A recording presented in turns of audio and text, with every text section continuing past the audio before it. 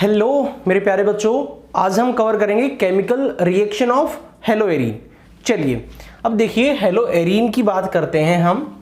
और हेलोएरीन हमें पता है बेंजीन के ऊपर अगर हमने हेलोजन को लगाया तो हमारा होगा हेलोएरीन।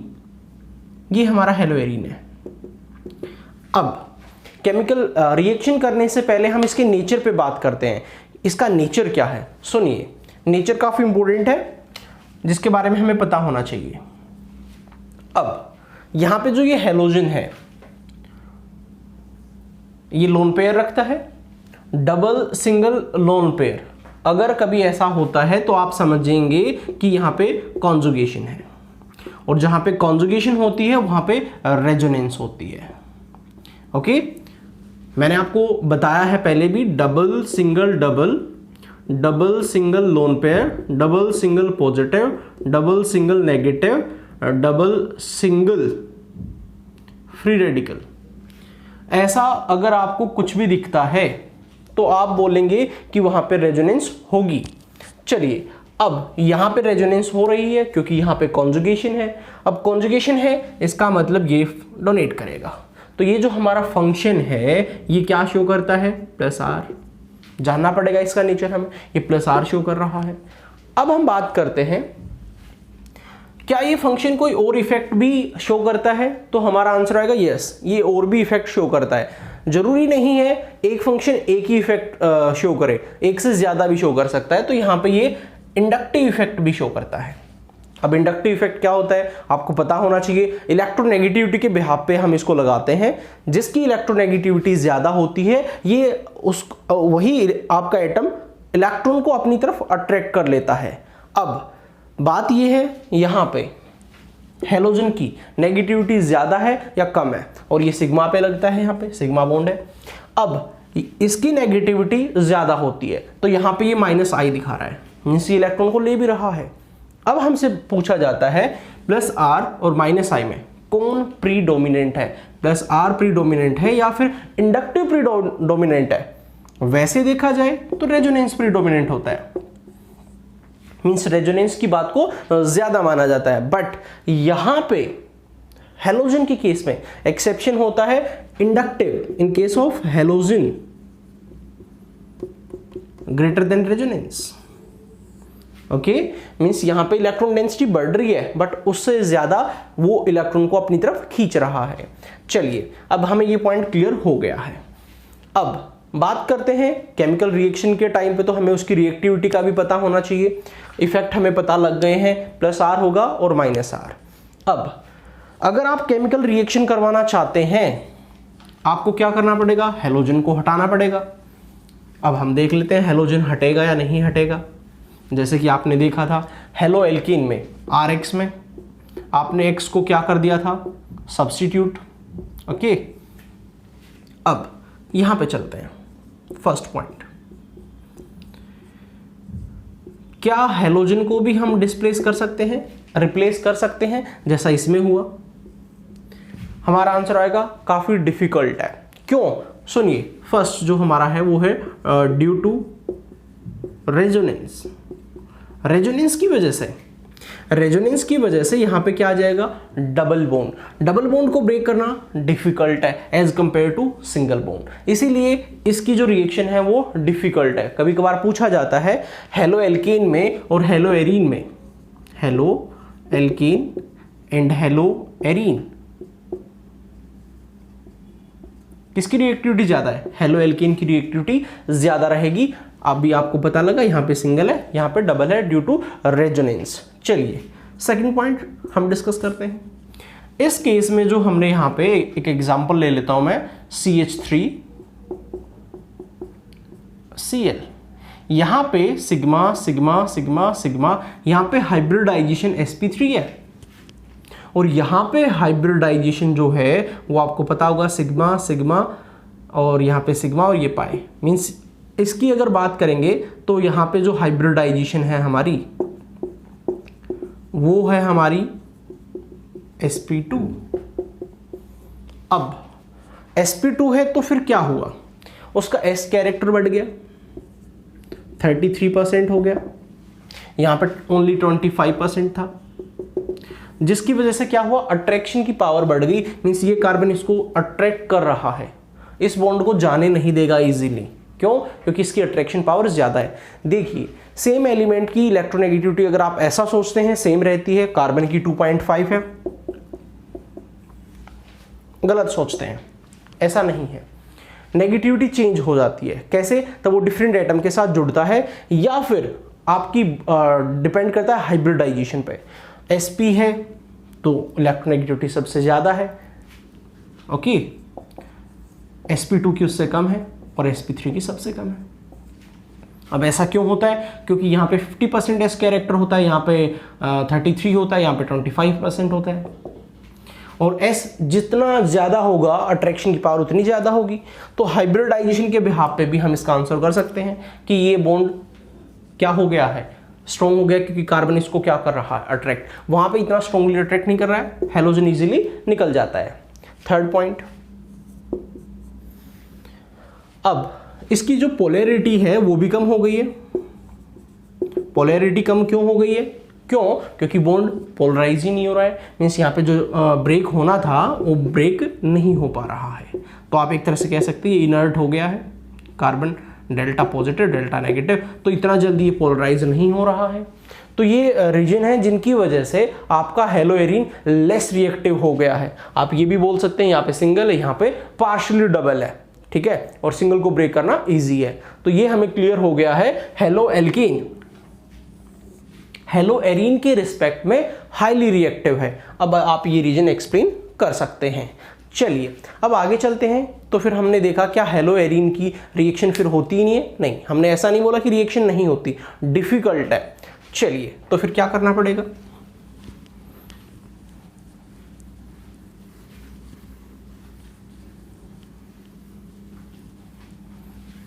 अब कंडीशन को या तो ड्रास्टिक करना पड़ेगा या फिर फेवरेबल कंडीशन बनानी पड़ेगी। चलिए स्टार्ट करते हैं केमिकल रिएक्शन। देखिए सबसे पहले हम यहां पे देखने वाले हैं nucleophilic substitution reaction. First reaction जो है वो हमारी न्यूक्लियोफिलिक सब्स्टिट्यूशन रिएक्शन होगी, बट स्लो है या फिर ड्रास्टिक कंडीशन पे। कैसे? सुनिए, अगर आपने यहां पे हेलोजन ले लिया है और उसकी रिएक्शन आपने NaOH के साथ करवाई, ओके, टेम्परेचर यहाँ पे 623 केल्विन लेना पड़ा और प्रेशर यहाँ पे 300 atm लेना पड़ा एसिड की प्रेजेंस में। देन रिएक्शन हो गई, बट कंडीशन ड्रास्टिक हो गई काफी, ओके, तो यहाँ पे आपका OH लग गया। ये फिनोल की प्रिपरेशन में हम इसका मैकेनिज्म वगैरह भी डिस्कस करेंगे, बट अभी हम नहीं कर रहे हैं। चलिए अब क्या है नेक्स्ट? अब हमने सोचा यार ये जो कंडीशन है, प्रेशर भी काफ़ी हाई करना पड़ रहा है, क्या कुछ ऐसा कर सकते हैं जिसकी वजह से प्रेशर वगैरह की ज़रूरत हमें ना पड़े? तो हमने क्या किया, हमने इसके ऊपर विथड्रॉइंग ग्रुप लगाना स्टार्ट कर दिया। विथड्रॉइंग ग्रुप आप समझ रहे होंगे, जो इलेक्ट्रॉन डेंसिटी को कम कर देते हैं। हमने NO2 लगाया। अब हमने रिएक्शन देखी, रिएक्शन इजीली हो रही है। क्यों हो रही है? सुनिए, क्योंकि ये भी इलेक्ट्रॉन को अपनी तरफ खींच रहा है ड्यू टू इंडक्टिव इफेक्ट, और ये भी इलेक्ट्रॉन को अपनी तरफ खींच रहा है क्योंकि ये भी इलेक्ट्रॉन विथड्रॉइंग ग्रुप है। तो बेंजीन को टेंशन हुई कि मेरी इलेक्ट्रॉन डेंसिटी कम हो गई है, अब कोई ऐसा न्यूक्लियोफाइल लगाया जाए जिससे मेरी इलेक्ट्रॉन डेंसिटी बढ़ जाए, क्योंकि हेलोजन एक अच्छा डोनेटिंग ग्रुप नहीं माना जाता है। इसने क्या कर दिया, इसको रिप्लेस कर दिया। तो NO2 लगाने से आपको जो टेम्परेचर है वो कम लेना पड़ा, ओके। तो अगर आप NO2 ग्रुप लगाएंगे तो टेम्परेचर की जो वैल्यू होगी वो क्या हो जाएगी, कम हो जाएगी। चलिए अब हम बात करते हैं तो फिर NO2 ग्रुप और बढ़ा दिए जाए। अब NO2 ग्रुप हमने क्या किया, एक और लगा दिया यहां पे। अब NO2 ग्रुप एक और लग गया तो हमें टेम्परेचर और कम लेना पड़ा, ओके। हमारा जो सब्स्टिट्यूशन था और फास्ट हो गया। क्यों? अब बेंजीन को और टेंशन हो रही है। मैं फिर बता रहा हूं, ऑर्गेनिक केमिस्ट्री पढ़ते टाइम बातें जरूर करें ऑर्गेनिक केमिस्ट्री से। तो अब यहां पे ये और डेफिशिएंट हो गया है, अब ये रिएक्शन और फास्ट करेगा। अब हमें ट्रिक पता लग गई है। क्या ट्रिक पता लग गई है? NO2 लगाओ, बात बन जाएगी। फिर हमने सोचा क्यों न 3NO2 लगा दिए जाए। अब 3NO2 हमने लगाए ऑर्थो पे और पैरा पे, क्योंकि देखिए ऑर्थो और पैरा पे ही रेजोनेंस होती है और कहीं पे रेजोनेंस नहीं हो रही है। हमने क्या कर दिया, कंडीशन को ड्रास्टिक करने की बजाय फेवरेबल कर लिया, NO2 ग्रुप लगा दिया हमने, NO2। अब बेंजीन को तो लूट लिया गया, उसकी डेंसिटी तो खत्म कर दी बिल्कुल। यहाँ पे ये और ये इलेक्ट्रॉन डेंसिटी बची ही नहीं। अब अगर आप इसको वार्म वाटर के साथ भी अगर रिएक्ट कर देते हो तो आपकी बात बन जाएगी और यहाँ पे आपका लग जाएगा OH। ओके, तो आप अगर सब्स्टिट्यूशन करना चाहते हैं या तो कंडीशन ड्रास्टिक करें, मीन्स टेम्परेचर प्रेशर की वैल्यू ज़्यादा लें। ओके, ड्रास्टिक मीन्स भयानक, मतलब ऐसी खतरनाक कंडीशन कर दो कि रिएक्शन हो। बट अगर आप नहीं चाहते कंडीशन ड्रास्टिक हो, देन आप क्या कर सकते हैं, आप फेवरेबल कंडीशन बना दें, जैसे कि हमने यहाँ पे इलेक्ट्रॉन विथड्रॉइंग ग्रुप लगा दिया है। अब बात यह है हमने ऑर्थो और पैरा पे क्यों लगाया है, क्योंकि हम जानते हैं ऑर्थो पैरा पे ही रेजोनेंस होती है और वहीं से इलेक्ट्रॉन डेंसिटी को कम किया जा सकता है। दैट्स वाई हमने ऑर्थो और पैरा पे लगाया। ठीक है, तो ये हमारा देखिए फिनोल एसिड नहीं होता है, बट NO2 लगने की वजह से यहाँ से H का निकलना बहुत ईजी हो जाता है। ये फिनोल चैप्टर में हमारा डिस्कशन होगा। इसका नाम जो रखा गया है वो रखा गया पिक्रिक एसिड, ये एसिड ही बन गया है। ओके, पिक्रिक एसिड बन गया। ये कैसे बना वो आगे का डिस्कशन अपना। चलिए, तो ये था हमारा न्यूक्लियोफिलिक सब्स्टिट्यूशन। आई होप आपको फर्स्ट टाइप की रिएक्शन समझ में आ गई होंगी। चलिए next, electrophilic substitution. Nucleophilic substitution तो हो गया है। इलेक्ट्रोफिलिक सब्स्टिट्यूशन सेकेंड टाइप है, इलेक्ट्रोफिलिक सब्स्टिट्यूशन। क्या इलेक्ट्रोफिलिक सब्स्टिट्यूशन होता है? देन हमारा आंसर आएगा बिल्कुल, इलेक्ट्रोफिलिक सब्स्टिट्यूशन भी होता है। और इलेक्ट्रो सब्स्टिट्यूशन तो इजीली हो जाता है। 90% इलेक्ट्रोफिलिक सब्स्टिट्यूशन ही होता है। किसके केस में? बेंजीन के केस में।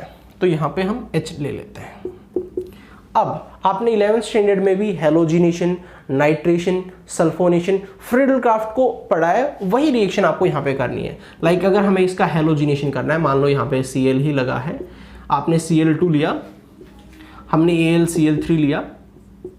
ओके, अब Cl2 में क्या होता है, यहाँ पे जो ये Cl है, ये Cl यहाँ पे इसके साथ चला गया, नेगेटिव। ठीक है, बचा क्या? पॉजिटिव। और यहाँ पे ये जो H है ये क्या है? पॉजिटिव। यहाँ से ये H निकलेगा और ये Cl यहाँ पे अटैक करेगा। अब ज़्यादा डिस्कशन मैं इसमें कर नहीं रहा हूँ क्योंकि हमें आता है, पहले भी हम इसका मैकेनिज्म कर चुके हैं। चलिए, और यहाँ पे प्रोडक्ट मिलेंगे 2, क्योंकि ऑर्थो भी हो सकता है और पैरा भी हो सकता है। चलिए, तो ये हो गया है हमारा हेलोजिनेशन। उसके बाद नेक्स्ट अब हम बात कर लेते हैं नाइट्रेशन। नाइट्रेशन के लिए क्या रहेगा? Cl। अब हमें ये तो पता ही रेजोनेंस हो रही है। अब रेजोनेंस हो रही है इसीलिए ये ऑर्थो और पैरा डायरेक्टिंग होता है। याद रहे, ये डोनेटिंग ग्रुप है, इसीलिए रेजोनेंस ऑर्थो पैरा पे होती है और उसी की वजह से ऑर्थो और पैरा पे लगे हैं, मेटा पे नहीं लगेंगे। चलिए, अब नाइट्रेशन के केस में क्या लेते हैं? कंसंट्रेटेड HNO3 और कंसंट्रेटेड H2SO4, जिसकी हेल्प से हम NO2 इंट्रोड्यूस कर देते हैं। अब यहाँ पे हम मैकेनिज्म डिस्कस नहीं करने वाले हैं। चलिए, क्योंकि जो चीज़ें हो चुकी हैं उनको बार बार डिस्कशन करने पे कोई फ़ायदा होता नहीं है। अब इसका फ्रीडल क्राफ्ट भी किया जा सकता है और आपको दिख रहा होगा यहाँ से H पॉजिटिव निकल रहा है, मीन्स यहाँ पे सब्स्टिट्यूशन हो रहा है इलेक्ट्रोफाइल का। चलिए next, Friedel craft. Friedel craft में हमारी 2 रिएक्शन है, Friedel craft alkylation, Friedel craft acylation. Alkylation में एल्काइल ग्रुप जुड़ जाएगा और असाइलेशन में असाइल ग्रुप जुड़ जाएगा। चलिए, ये हमने ले लिया है यहाँ पे, और अब आपको पता है ये नेगेटिव ये पॉजिटिव जुड़ के अपना AlCl4- बन जाएंगे यहाँ पे। ओके, AlCl4-, और यहाँ पे क्या रह जाएगा? पॉजिटिव, क्योंकि कार्बन ने यहाँ पे बॉन्ड को रिलीज किया है। अब ये ऑर्थो पे जाएगा पैरा पे। अब आप सोच रहे होगे एक है, अरे ऐसे ऐसे तो बहुत सारे होते हैं, है ना। आपको ये नहीं सोचना है कि एक ही ये है और एक ही ये तो हम केवल डिनोट कर रहे हैं, अदरवाइज तो काफ़ी सारे मॉलिक्यूल हैं, ये भी और ये भी। चलिए, तो यहाँ पे क्या बना, ClCH3 और इसका पैरा भी बनेगा ClCH3। ओके, तो ये ऑर्थो हो गया है, ये पैरा हो गया है। अब ये हो गई फ्रिडल-क्राफ्ट एल्काइलेशन। अब फ्रिडल-क्राफ्ट एल्काइलेशन क्यों है, क्योंकि हमने यहाँ पे एल्काइल ग्रुप को ऐड किया है। अब फ्रिडल-क्राफ्ट असाइलेशन की अगर हम बात करें तो फ्रिडल-क्राफ्ट असाइलेशन में हम ये वाला पार्ट यूज करेंगे, इस वाले पार्ट को हम असाइल बोलते हैं, ठीक है, ये हमारा असाइल है। अब हम यूज कर रहे हैं AlCl3, यहां से Cl निकला, ये नेगेटिव है, ये पॉजिटिव है, पॉजिटिव फिर से ऑर्थो पे आ जाएगा और पैरा पे आ जाएगा। काफी सिंपल है, मैकेनिज्म कोई नहीं पूछने वाला आपसे यहाँ पे इसका। Cl C डबल बॉन्ड और CH3, याद रहे C से अटैच हुआ है क्योंकि C पे पॉजिटिव है, गलती नहीं करनी है आपको, गलती की कोई गुंजाइश नहीं है, अगर गलती करेंगे तो आपके मार्क्स कट जाएंगे। चलिए, आई होप आपको ये क्लियर हो गया है। तो ये था हमारा फ्रिडल-क्राफ्ट एसाइलेशन, ये था फ्रिडल-क्राफ्ट एल्काइलेशन, और ये किसके टाइप चल रहे थे, इलेक्ट्रोफिलिक सब्स्टिट्यूशन रिएक्शन के। इसके बाद नेक्स्ट रिएक्शन विद मेटल, क्या ये मेटल के साथ भी रिएक्ट कर सकते हैं, देन हमारा आंसर आ गया यस, मेटल के साथ भी रिएक्शन हो सकती है, जैसा कि हमने हेलो एल्केन में पढ़ा था, लाइक वुड्स रिएक्शन। चलिए, तो वुड्स रिएक्शन हेलो एल्केन के लिए थी। यहाँ पे हम बात करते हैं थर्ड, रिएक्शन विद मेटल्स। चलिए, सबसे पहले हम बात कर लेते हैं ArX। ArX आप समझ गए होंगे क्या है, बेंजीन एरोमेटिक कंपाउंड हमने लिया है, प्लस 2NaXAr, जैसे हमने वहां पे RX लिया था, ये RX 2NaRX, कुछ ऐसा हुआ था ड्राई ईथर की प्रेजेंस में। यहां पे भी कुछ ऐसा ही हो जाएगा और आपका बन जाएगा ArAr मींस बायफिनाइल।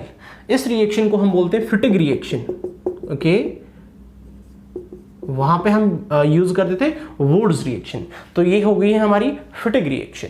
चलिए, अब कभी कभार ऐसा भी हो जाता है वुड्स फिटिग हमसे पूछ ली जाती है, वुड्स फिटिग। वुड्स फिटिग का मतलब समझ गए, दोनों का एक एक मॉलिक्यूल यूज करेंगे हम। यहां पे हम ले लेते हैं CH3X 2Na और यहां पे हम ले लेते हैं एरोमेटिक। एरोमेटिक समझ गया ना, बेंजीन रिंग हमने लगाई है।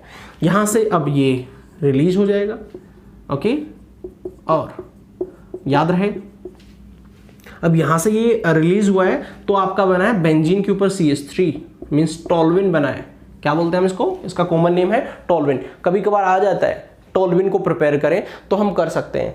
कन्वर्जन में ये चीज़ें बहुत काम आएंगी, आगे चल के 5 मार्क्स के आपके एग्जाम में कन्वर्जन आएंगे तो वहाँ पे ये चीज़ें काफ़ी काम आती हैं। चलिए, अब सोडियम के साथ हो गया है। नेक्स्ट मैग्नीशियम के लिए, जैसे वहाँ पे ग्रिग्नार्ड रिएजेंट बना था, यहाँ पे भी हम ग्रिग्नार्ड रिएजेंट बना सकते हैं।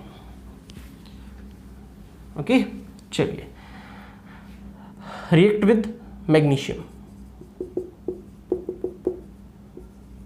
तो क्या होगा, RX plus Mg, okay, dry ether रहेगा और यहां पे बन जाएगा RMgX, Grignard reagent. Sorry, AR लेंगे हम यहाँ पे क्योंकि हम यहाँ पे कवर कर रहे हैं एरोमेटिक को। चलिए, तो मैग्नीशियम के साथ रिएक्ट हुआ। अब क्या कोई और रिएक्शन भी है, क्या कोई और मेटल भी है जिसके साथ रिएक्शन होती है? हाँ जी, बिल्कुल है, उल्मान रिएक्शन। अब उल्मान रिएक्शन में क्या होता है, और ये फिक्स है, ऐसा नहीं है कि आप चेंज कर देंगे।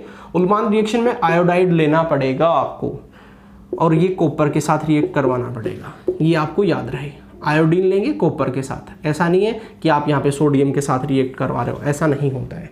देन यहाँ से ये निकला और आपका फिर से वही बना बायफिनाइल जो पहले बन रहा था, मीन्स ArAr। ओके, तो ये रिएक्शन हुई कॉपर के साथ, मैग्नीशियम के साथ कर चुके हैं, सोडियम के साथ कर चुके हैं। ओके, आई होप आपको ये चीज़ें क्लियर हो गई हैं। Okay, thank you.